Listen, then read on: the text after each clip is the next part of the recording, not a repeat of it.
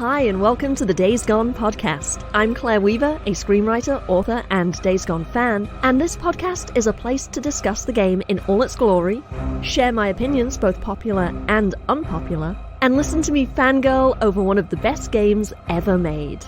There will be spoilers ahead, so continue at your own risk. Welcome to the Freak Show. Welcome back to part 2 of the Sarah Deep Dive. Before we get started, I have the usual reminders. You can watch me live stream almost every day of the week. Monday through Friday, I stream Fallout New Vegas at 8 a.m. Mountain Time. On Mondays, I play Resident Evil 3 Remake at 1 p.m. Mountain. And on Sundays, it's Blair Witch at 9 p.m. I'm also a guest on the Spornicus Rex YouTube channel on Tuesdays and Fridays at 9 p.m. Mountain. On Tuesdays, we're taking on the remake of The Last of Us Part 1 with me at the controls, and on Fridays, we're doing a co-op playthrough of Dying Light. You can get your Days Gone inspired merchandise at daysgonepodcast.threadless.com. There are 3 different Days Gone designs available on tees, tanks, sweaters, stickers, pins, notebooks, mugs, art prints, and more, and it all ships internationally, so you can rep the game all around the world. All right, I'm going to read another section from the art book. This is from page 178, Requisitions for Sarah. In many ways, the entirety of Days Gone builds to this moment when Deacon is reunited with Sarah. At this point, we've spent more than a dozen hours in the game, experiencing Deacon's anguish and the guilt he feels for not having been there when Sarah was killed. Then he's given a sliver of hope that she might be alive, only to have it dashed again. Finally, he discovers that she might be alive after all and heads off to find her, a roller coaster of emotions. I wanted the reunion to be emotional, but also unexpected. Yes, there are tears and a kiss, but also bitterness and regret. This isn't the same Sarah we met before in the flashbacks. This Sarah is hardened both emotionally and physically. She's a woman on a mission, and nothing is going to stop her, not even the surprise resurrection of her dead husband. In many ways, Days Gone is Sarah's story as much as it is Deacon's. Deacon spent 2 years searching for a reason to live. Sarah spent that time trying to save the world. God, that's so good. This is what makes the reunion scene and all the entirety of the militia section of the game. This is what really makes the story what it is. And I feel like it's the most misunderstood part of the game. And it saddens me so much that people can play the game and not get it. That they can play the game and be disappointed when you find Sarah and she doesn't just, jump into his arms, give him a kiss and say, "Hey, honey, I missed you. Let's go fuck." It's like, she's like, how did you miss that they are real people? These are real people with a real point of view and a real relationship. As we already talked about, it feels real and they have depth and they have points of view, and you throw them into the apocalypse and you fast forward 2 years, everything each of them has been through. Yeah, they're not just going to go bang. They're not just going to be like, "Oh, cool, I missed you. Awesome." And then on top of that, the fact that they're in a fucking militia. Yeah. The fact that Sarah is trying to save the goddamn motherfucking world. She has a mission. And she could be hanged if she's found out for doing that, because that's not the Colonel's plan. She is supposed to be making a weapon, and she is appropriating militia resources to do the opposite of that. The Colonel is unhinged. He will fucking hang her.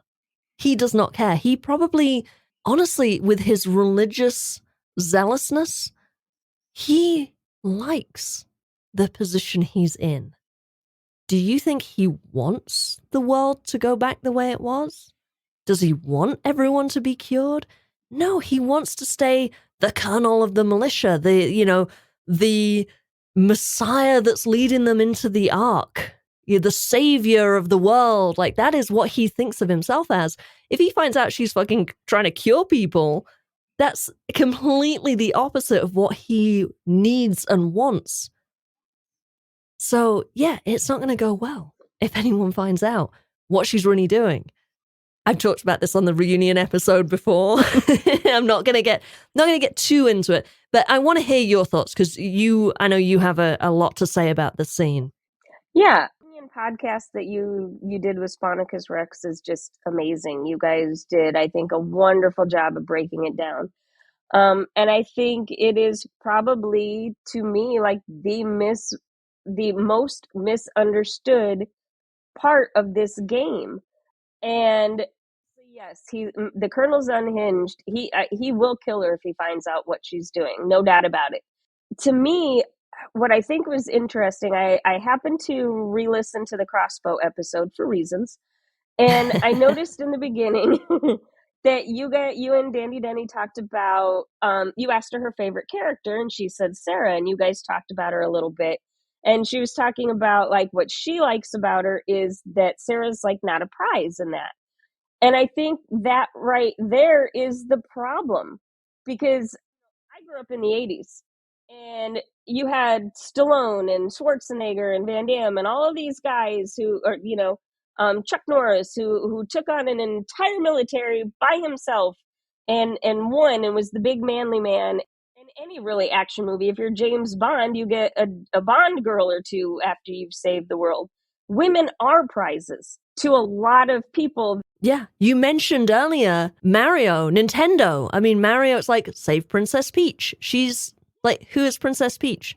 She is the trophy. She is the Nobody. victory. Yes. You have won. You have claimed the thing back from the other guy that had the thing. Well done. You win the woman. The woman now belongs to you. Good job. The woman is not an actual character in her own right. She's the trophy you hoist at the end of the contest.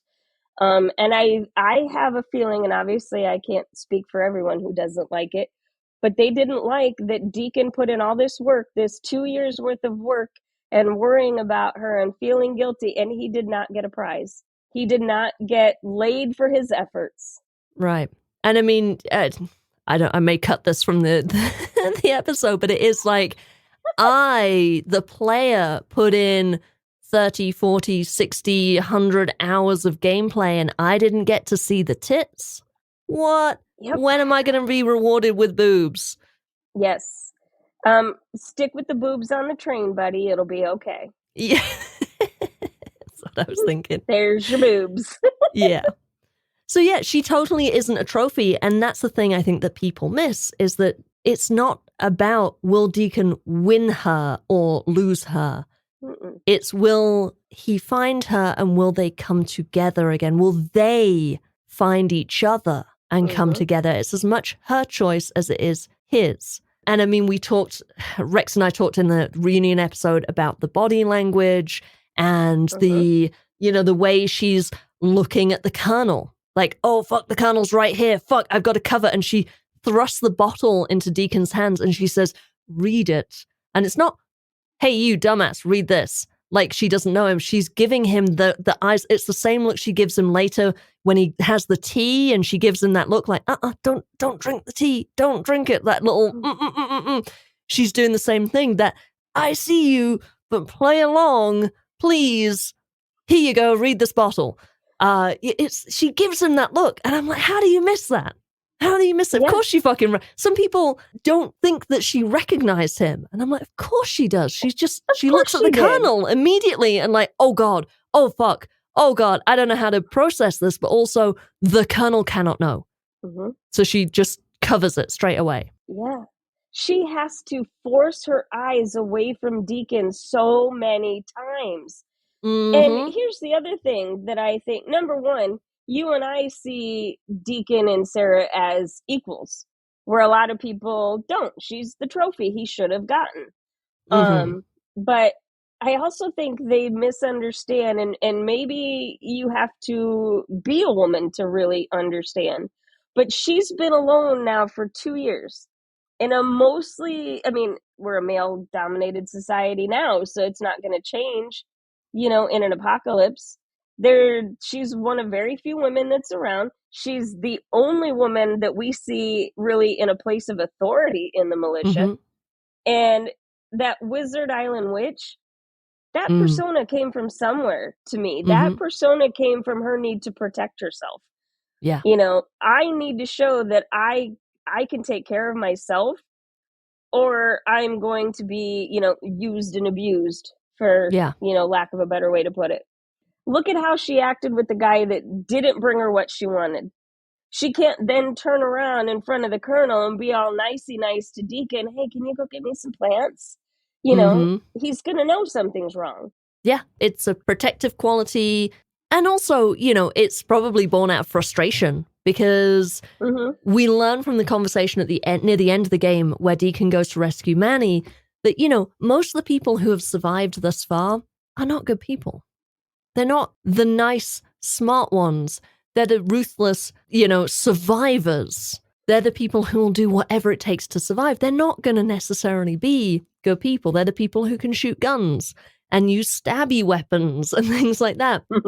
And as we described Sarah earlier, upper class, nerdy science, blonde, attractive young woman. I mean, the game doesn't really go into sexual assault and rape all that much. We've mentioned this on the podcast before, but I mean, it doesn't take more than half a second to think about what she may have faced or what she may have had to avoid. I mean, you look at all the ambush camps in the game. How many times you ambush in a camp and there's like mostly dudes, one or two women, and you hear them when you're in stealth, you'll hear them like telling you to come on out. We've got whiskey, we've got women. Or even I think one of the lines of dialogue from one of the female NPCs is, the boys don't mind sharing, everyone gets a turn. And it's like, what do you think that means? Yeah. Look at the world we live in now, and we haven't added any freakers into it. So you cannot tell me that human nature is not going to be even worse than it is now. Yeah. If you give certain people the opportunity to be bad, they are going to do that. There's no law, there's no order. It's whatever you do for yourself. Yeah. No one's going to tell on you. Like, who they're going to tell. And if they do, we can just kill them. Yeah. So, and in fact, that almost maybe makes it so that you have to become a worse person, because if someone's saying, hey, let's go murder this bunch of folks, rape the women, kill the men, steal all their stuff, whatever, whatever it is, let's go be marauders, let's go ambush them. And you say, nah, that's not cool, bro. Well, then you're getting a bullet in the brain. So you've got to say, okay, and go along with it to survive yourself. But that just drags everybody down into lawlessness, violence, rape. Yeah, it's definitely that group mentality.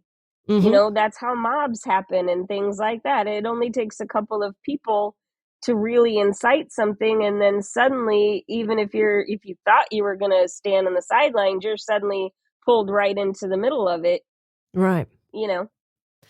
So Sarah's definitely, best case scenario, has just had to protect herself from that. Protect herself in the way of like putting on a front, a hardened exterior, bitch, witch, whatever exterior, to keep people away. That's best case scenario. Worst case scenario, she may have had to deal with assault, on top of seeing hordes, seeing freakers, seeing people getting killed, grieving her husband, grieving for Boozer, because she also thinks her, air quotes, brother is dead. Grieving her family, who she has. I mean, imagine that you haven't spoken to your family in years because they disowned you because you married a biker. It's mentioned that she has a little sister. Well, Sarah knows they're all dead. They all died thinking that she was, an unloving daughter, that she had chosen this nasty biker boy over her family. She never got to make amends for that. She never got to talk to her mom or her dad or her sister again. And now they're all fucking dead and she wasn't there. You tell me she's not grieving that she hasn't had to come to terms with that?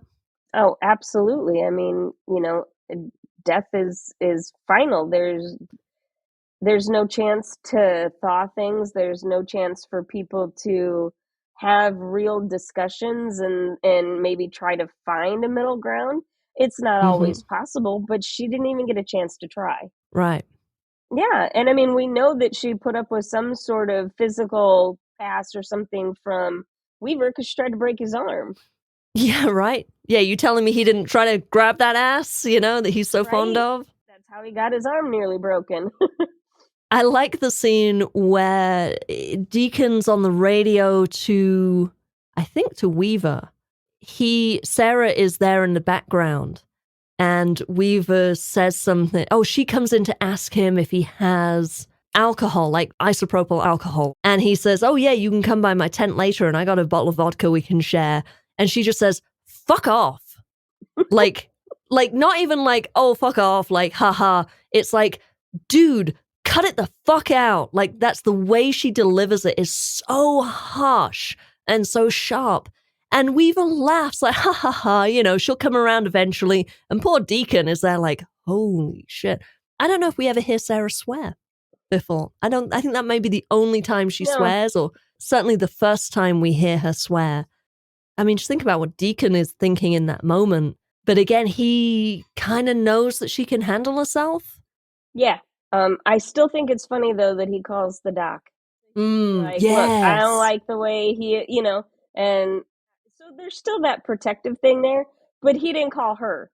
Right. He didn't call her at all. You know, he wasn't going to say anything, but yeah, that line delivery, that is, I am utterly done with your shit. I will break your arm for real this time if you don't knock it off. Mm-hmm. And the fact that, I mean, it's just, like I said, this is probably the best bad interaction she's had, that Weaver just kind of like chuckles and laughs it off. And you just think, God, the shit this woman's probably dealt with. You know, that's probably a good interaction versus some of the worst interactions that she's had. Yeah, I would absolutely think so. I mean, women put up with shitty interactions like kind of like that on a daily basis. And again, we talk about how she's you know, she's a beautiful woman and there aren't that many of those left in this world. Right. So, yeah, she has definitely put up with unwanted advances a lot. Yeah. And then, of course, there's Matt, the Colonel, which Deacon is vaguely suspicious of. And I mean, obviously, it's not like that. I'm not entirely sure why Deacon is so suspicious. I think just because she calls him Matt and not the Colonel. Mm-hmm. But the way when he hits her later, the Colonel, and then he like cradles her face, like, oh, I'm sorry. And it's like, ew, dude, stop touching her. That always makes me kind of cringe a little bit, like, ugh, like he thinks it's okay to put his hands on her face, especially after just striking her across the face. Mm-hmm. But it's like, it's so gross the way he kind of almost cradles her face. It's just so creepy. He's definitely a man who does not understand personal boundaries. I'm not sure that it's anything on his part, like where he has any sort of intention of wanting to sleep with her or anything. I really don't. I think it's almost for him a possession thing. I was going to say that. It doesn't seem sexual, but it does seem like ownership. You know, kind of that quote unquote typical abuser thing where I hit you, but that's not my fault. Yeah, why did you make me? You know, and I'm sorry this had to happen, but you know, you're my officer. You work for me. You're part of my militia. Mm-hmm. Let's talk about the Chamult mission. I love that mission. Yeah, the difference that we see in Sarah, because this is really the first time we are shown it. So maybe those people who haven't picked up on the nuances of the conversations between Sarah and Deke, maybe they don't get it. Maybe they weren't looking at the screen. They weren't really paying attention. Maybe they're not very good at reading things. But you go out into the shit with Deacon. Sarah and Deacon go out together, and you see the difference in this woman. You see how she can handle a gun. You see her authority. You see that, you know, she is still afraid. She still has fear, but it's like fear of freaks. Well, like, who doesn't have that? You know? It's like she still manages to hold her own and get shit done. And when they find the room full of people who've committed suicide, the students and the professors that have killed themselves drinking the hemlock juice, she almost reacts to it less than Deacon does. She is, I don't know if this is the right word, but she is definitely more nonchalant about it. Like, yeah, it's a tragedy, but there's nothing we can do about it. They're gone, they've been gone. I'm focused on what I have to do right now, right here in the present. Yeah, because she knows her mission. Deacon still doesn't know at this point, but she knows her mission. To her, the people who have died are beyond help. So she's there to get the piece of equipment that is going to save all of the freaks. That's her goal. And she's like, oh, fuck, yeah, shit, these people are dead. They drank hemlock. What a shame. I can't help them. What I need to do is I can still help the literal billions of people that are not dead, that are infected. That is my mission. She doesn't have time to stop and look and mourn them or pay her respects to them or anything like that. It's like, no. I have this job I need to do. Time is ticking. I need to get this piece of equipment and get this shit figured out. Yeah, I agree completely. She's definitely aware that time is running out for her because Weaver is so close. They don't have infinite resources for her to just, keep experimenting for 6 or 7 years until she figures it out. That's not how the Colonel is going to work. We want results now because we have to fight this war. Right, because she's not making a cure; she's making a weapon. Remember? Mm-hmm. We're gonna make him explode from the inside out, I guess, or at least that's what Deacon thinks. When they get to that part. The reason that I love this mission so much is they're a little bit jokey, like they used to be. Like you can tell that they're kind of trying to reconnect a bit. He trusts her when he, to like have his back when he's going to go out and shoot the first few freaks and whatever, and that she's supposed to give him covering fire and whatnot. And, they do all the little stuff they're supposed to do.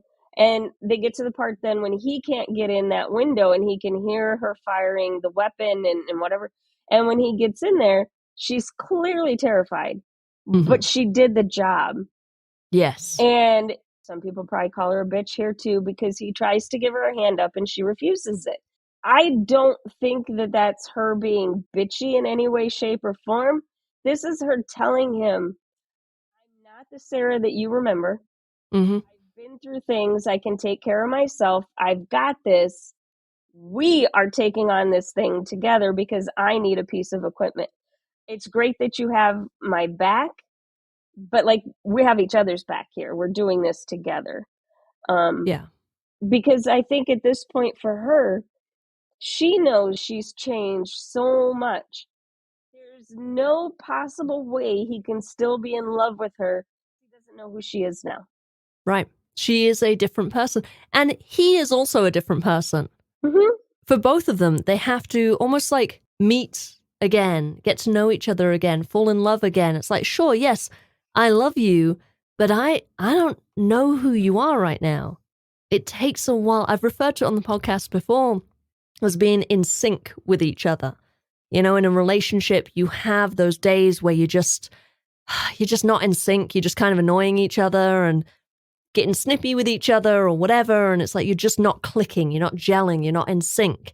And you take a normal day like that in any normal relationship, any, little moment where you're just not quite vibing, and you multiply it by 2 years and add in essentially a zombie apocalypse. Of course, it's going to take them a minute to reconnect. Oh, absolutely. I mean, they're not fighting over, I asked you to go to the grocery store and get eggs and you brought back butter. That's not it. Like we're grumpy at each other and we're on a mission where we could die.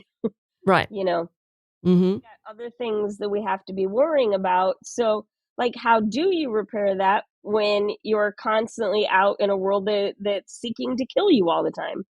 And also, they're in a world where they can't drop their guard around each other because, they have to keep it a secret. When are they supposed to have all this time for all this reconnecting?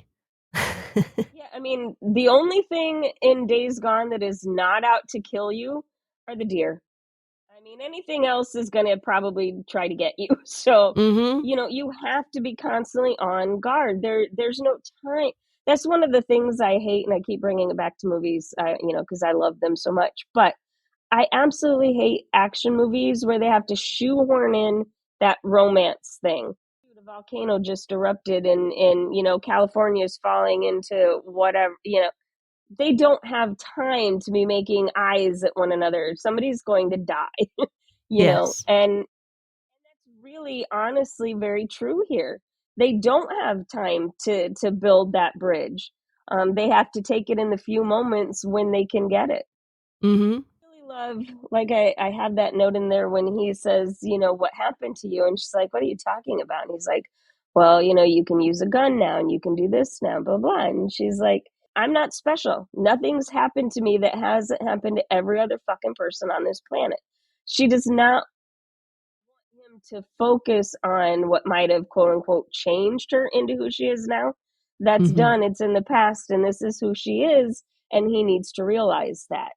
Yeah. The same shit happened to him, just more because we're out in the shit all the time. But yeah, her story's no different. All right, so head into Cloverdale. Their second mission out into the shit. She finds out that she is responsible, in a way, for the virus. And of course, the whole bit with Jim, we'll get into that in just a second. The weight of it is so immense. She's already taken on this mission to save the world. She already feels responsible, like she is perhaps the only living person who can do this. And then she finds out, oh yeah, this virus, it was your fault. I mean, not directly, but that's obviously how she hears it, that her research, her lab, that's where the virus came from. Yes. And you know that she feels responsible because she tells Deacon, Mm, that was my research. They used me. I did this. I caused this. The number one, I think it really shows the fact that she's learning to trust him again, because this is a secret that she's been carrying around for what, at least, let's say, a year even, because she said she had started to figure it out. So right. when she said she went to the Cloverdale facility there in Farewell right before the chopper, she had an inkling, and so then she's had 2 years to put all these pieces together. Who could she have told? Nobody. Right.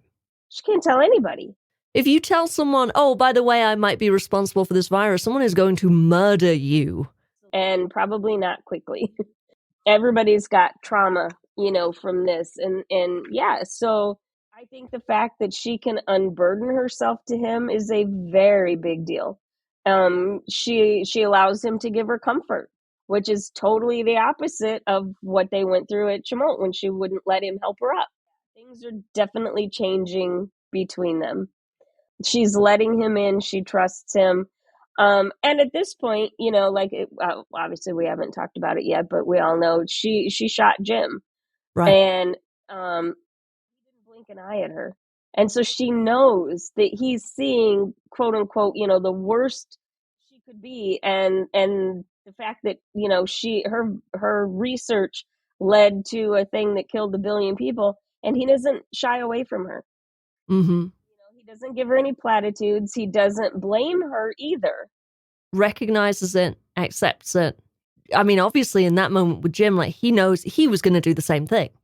He would have done the same thing and not batted an eye at all, and kind of maybe not expected Sarah to. Although, thinking back to the flashbacks of the night of the collapse where he has to kill the civilian, he's really traumatized by that.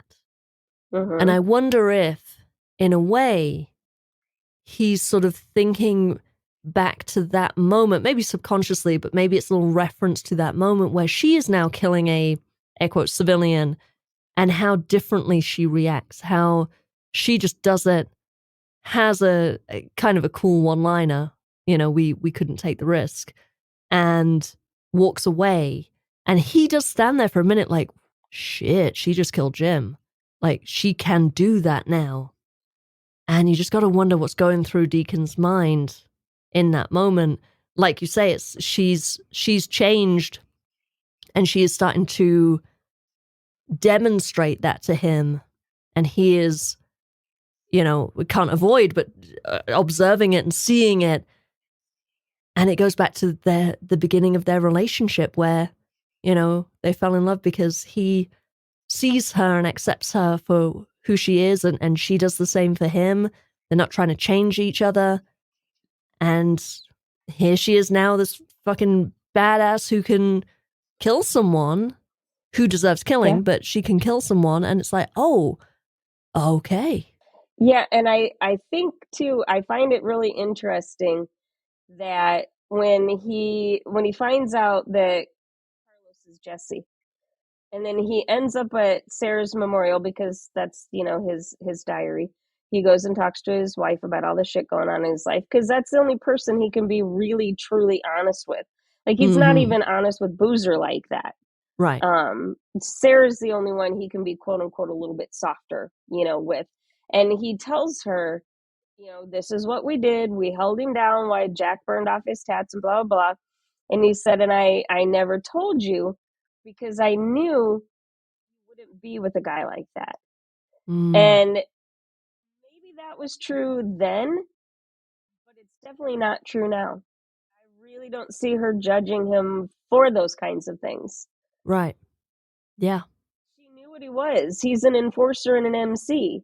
They're not rainbows and puppies and kittens. He was killing people if they were a threat to the club.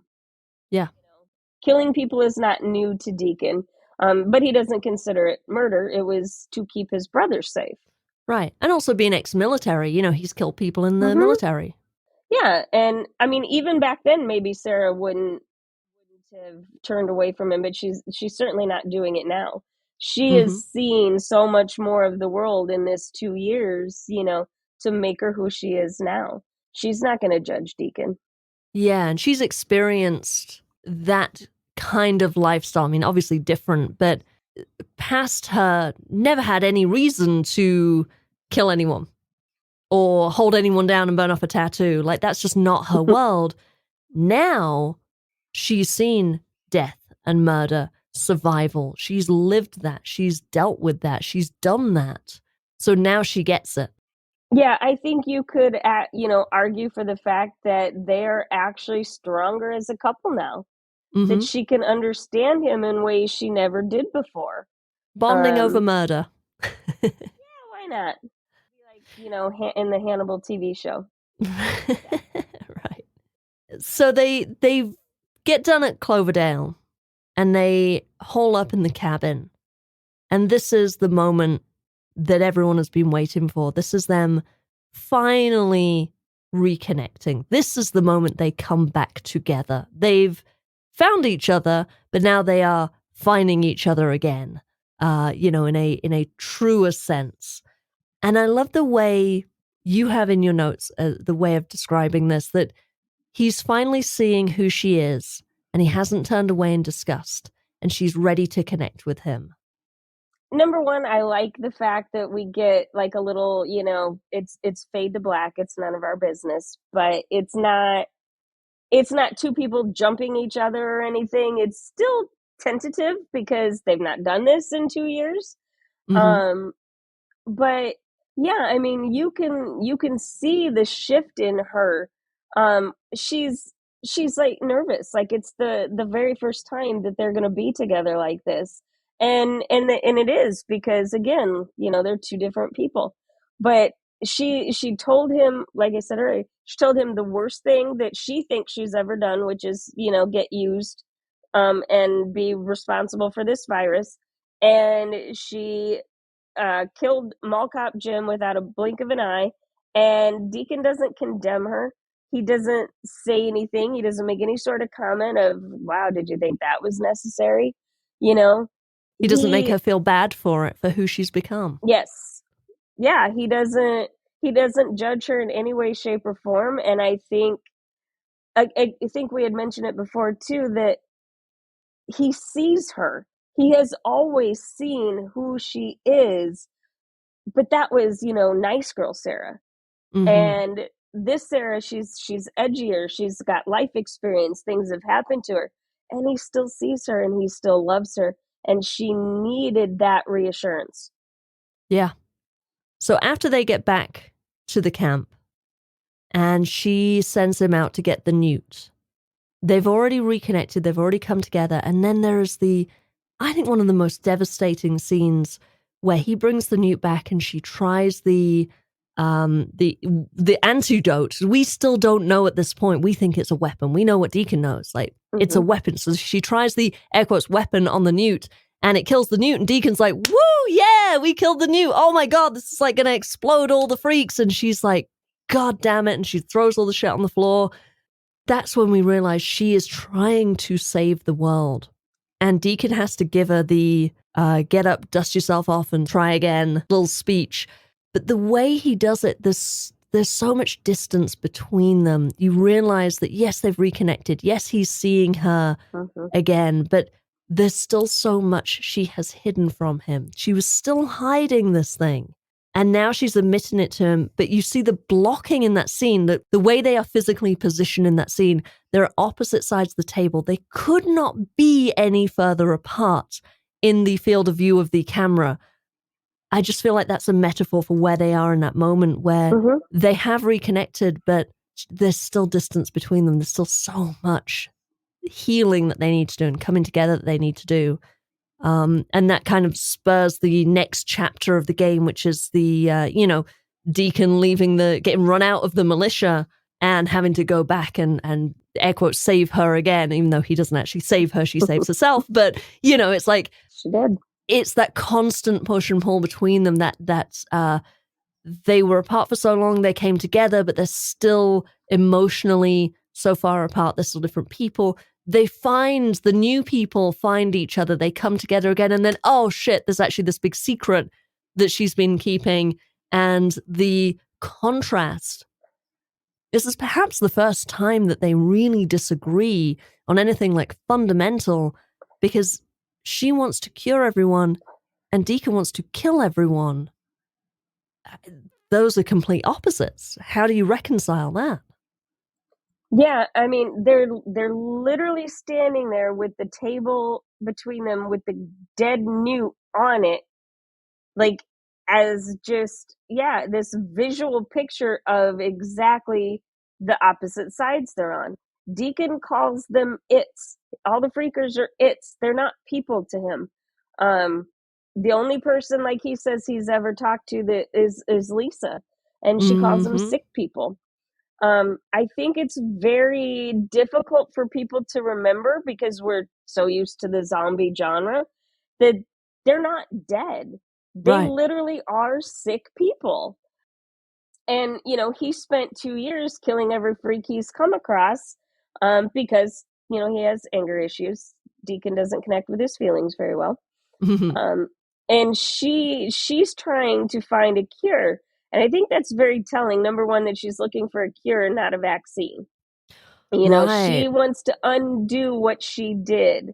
But like, I kind of put little what if notes in there because it's always made me question, like, has she really thought this through? Or is it just she's so focused on getting rid of her guilt that she's not thinking of the repercussions that what if you're successful? These people have been sick for 2 years. When you look at the newts, those are feral children that have been like this for 2 years, the adults. So you cure them, and now what? Do they remember everything? Which could include killing their families and killing strangers and eating them.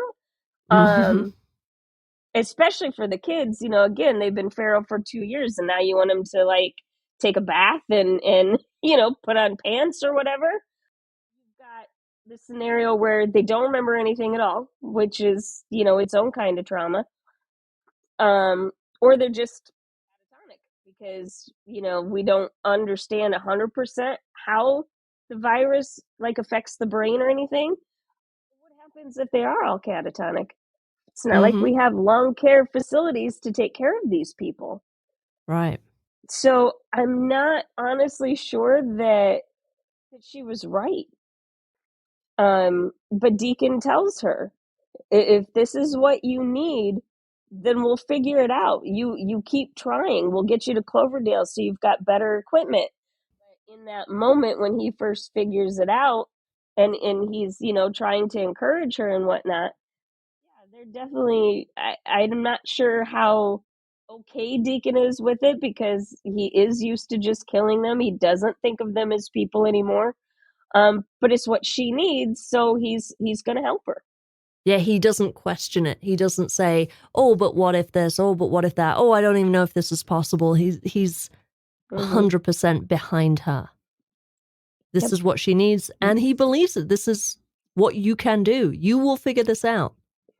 I believe in you. Yeah, which it is. Again, it's interesting that they still are very physically far apart, but he's telling her, you can do this, and I support you in this. So Yeah. that divide is there. They're not leaving in an angry huff. They're trying to communicate about it. So that's a little positive there. Yeah. All right, let's talk about the final scene, the killing of the Colonel, and how in any other video game it would have gone down where, the Colonel takes Sarah hostage, Deacon is expelled, Deacon fights his way back in, he kills, all the militia, makes it to the Ark, he busts in, there's Sarah tied up, whatever, tied to the sacrificial pole or some way, locked up, and Deacon, would kill the Colonel and get revenge and release Sarah from her bonds, and she would swoon into his arms and be, "Thank you, White Knight, for saving me." Yes. That's not how it happens in Days Gone. No. Goes down a little differently. A little differently. Sarah is not a damsel. She never will be. She can rescue herself. She could rescue Deacon if she had to. I mean, she does in the scene. The Colonel has a gun pointed at Deacon. He is going to kill Deacon. And who rescues Deacon? Sarah. And she does it with the thing that has been the best illustration of her brains, her smarts throughout the whole thing, her intelligence, her knowledge of botany.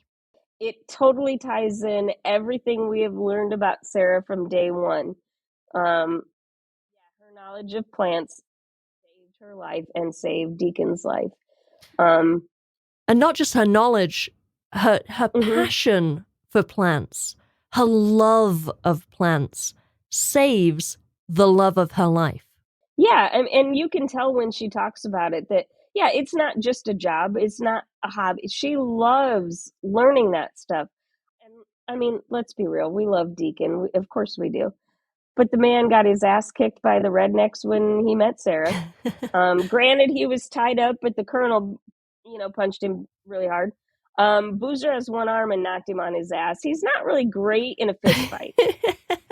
For an enforcer and an MC, you'd think he'd be better. Yeah, he really has to have a weapon, probably the sniper rifle. But yeah, so honestly, if they had to rely on Deacon, I'm not sure they're getting out of there. He's not handy in a fist fight. He just isn't. So I love that that's another thing where Sarah is a person on her own, can do things without Deacon. She can take care of herself. She can, and it's also, I don't know how much the Colonel is Deacon's antagonist. I think he belongs to Sarah in the way that it's Sarah's story as much as it is Deacon's. Deacon's antagonist is Schizo. Deacon gets to go slit Schizo's throat. Sarah's antagonist is Matt. Sarah gets to poison him with hemlock. Yep. It's like he doesn't have to kill everyone because that's not his boss level. He got to defeat him. Like, that's Sarah's job. Sarah has her own, in the way that she is her own person throughout the whole story. She has her own antagonist, her own boss level that she has to fight. And just because we don't control her as a character, we don't get to do it as a player, but it's still part of her story. It's still her antagonist, and she will take care of it. Yeah, she did. It he doesn't do anything. Like, he's pretty much disarmed in a chair the second he walks in that door. He's the damsel in distress. He is indeed. Well, he's got that long flowing hair too, so he'd probably be a really good damsel. But yeah, you're very right. He gets to take out Carlos in a boss type battle, and that's a nemesis from his past. He takes out Schizo, and that's a nemesis from his present. He didn't really have a beef with the Colonel. Right. Like, no, he didn't like the things that he did, but like until Schizo came along and the Colonel kicked him out, he didn't really have any type of personal thing with the Colonel at all. Right. The Colonel is the antithesis of Sarah's goal. Sarah wants to save everyone. The Colonel wants to kill everyone. I mean, it doesn't get more Bond villain obvious than that he's Sarah's villain. And I mean, she spent 2 years trying. Well, okay, we don't know how long she's been in the militia camp because they were in the ones that were overrun. But she spent a lot of time there under his rule, under his thumb, doing what he forces her to do. I mean, and yeah, she subverts that, but she has to look like she's following orders so she doesn't get hanged. I'm sure she's had to watch him do not great stuff that there wasn't anything she could do about. He straight up, smacks her in the face, so I'd poison him too. But, she's the one that has history with the Colonel. And it's very fitting that she's allowed to take him out, and she's allowed to take him out in Sarah's way, which is not guns or fist fights. It's botany. Yeah, I love it. Poetry. All right, JStabe, I have one final question for you. It's a question that I'm sure you saw coming. I ask a lot of people this. If you were in the world of Days Gone, how would you fare and what camp would you join? Like everybody, I would want to be at Lost Lake. That's my favorite. That's home. Although I do like O'Leary Mountain too. But to be fair, I'm an administrative assistant. Unless you need payroll and taxes done, I'm not real. You don't bring a lot of skills to the table. I've got it. You could be the person that leaves the mysterious abacus, which is the beginning of a lot of the little traps that the Marauders lay for Deacon. So maybe you're with the Marauders and you're the abacus holder or something. Be that mysterious person in the woods that every 4 days goes and respawns all the lovely loot. Somebody's got to do it. There you go. That's your role. That's perfect for you. Yep. Keep on top of that. Keep track of what Deacon's picked up and what he's moved, and put the fuel cans back where they belong. Make sure they're refilled. Make sure there's a machete in all the green trucks because we got to have a machete. Yeah, when I roll through and I swap out the 80% machete that I have on my back for the 100% machete that's in the truck, and then I come back through later and that one that I left in the truck is now 100%, that's you. You've come in and sharpened that machete and fixed it back up and put it back where it belongs. Yep, I came along and fixed it. We're good. Everybody, Deacon's good now. He can go kill a couple more freaks with that machete. If we're being honest, though, if I'm not a freak or dead right off the bat, I'm probably the idiot in the car that has to be saved. And there's a camp. Where? And I'm like standing right outside of Lost Lake. That would be me. I'd be standing right there in that little building where you have to do the challenge in. And, oh, there's a camp. And it's like, turn around, dumbass. What camp? Oh, that one. Camp. At least then you end up at Lost Lake, because that one's right near Lost Lake. There's the spawn point there. So, yeah, you get your wish. Yep. With my luck, Deacon would send me to, like, Copeland, though, or something. I have to trace across 2 map regions, He's like, yeah, go to Hot Springs. She was annoying to rescue. She goes to Cope or Tuck. Whichever's farthest, we're going to make her walk across the map. Because God knows I cannot read a map to save my life, so that would be fun. Well, if he sends you to Hot Springs and you can't read a map, you might actually end up at Lost Lake. There you go. So again, you come out on top. Long turn at Albuquerque or whatever. Yeah, I'd be great. Well, I'll end up in Lost Lake eventually somehow. You'll be in when Reno I'm not with Corey. Sharpening. Yeah. That would be okay too. You can support the Days Gone podcast via buymeacoffee.com/8bitterror. You can do a one-time contribution, or you can become a supporting member. Memberships start for as little as $1 a month. There are various tiers, all of which come with some really cool perks and rewards. So please go check it out. buymeacoffee.com/8bitterror. And I want to give a big shout out to my supporting members: Borislav247, Obscured by Ink, James Guan, Anton G, Tom Moose, JStabe, Captain Caffeine, Basics of Pain, and Miranda Satin. Also, don't forget to like, subscribe, and share so more people can find the show. JStabe, thank you so much for coming on the podcast today. This has been awesome. Thank you so much for allowing me to be here. It was a great conversation, and it was really nice to get to talk to you one-on-one. You can email me your thoughts, comments, opinions, and counter-arguments at daysgonepod@gmail.com. You can also find me moderating the Days Gone subreddit. Thanks for listening. Weaver out.